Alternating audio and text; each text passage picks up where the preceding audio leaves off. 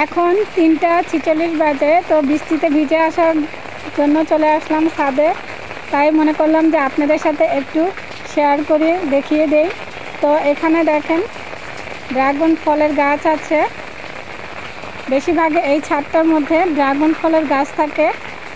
আর অনেক দিন ধরে ইচ্ছা ছিল যে বৃষ্টিতে ভিজবো, সুযোগ পাইনি। তো আজকে আমি বৃষ্টিতে ভেজার সুযোগ পেয়ে গেলাম, তাই আপনাদের সাথে শেয়ার করে দেখিয়ে দিচ্ছি। তো আপনাদের কার কার বৃষ্টিতে ভিজতে ভালো লাগে একটু কমেন্ট করে জানিয়ে দিবেন।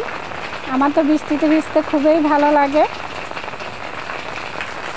আর এই যে উপরে ছাদ থেকে দেখেন, উপরে ছাদ থেকে পাইপ দিয়ে পানি পড়ছে, বৃষ্টির পানি। এখানে আম গাছ আছে, খেজুর গাছ আছে, লেবু গাছ আছে। তো ওইখানে কাটা দেখে আমি লেবুগুলো দেখাতে পারছি না।